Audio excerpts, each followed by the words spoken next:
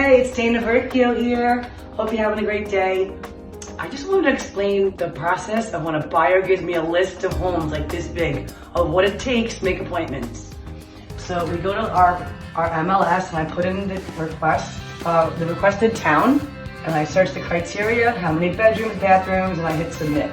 I will take this, I will click the map, and over here, where I can see where each one is exactly and how I will set up the route so we're not zigzagging all over the place.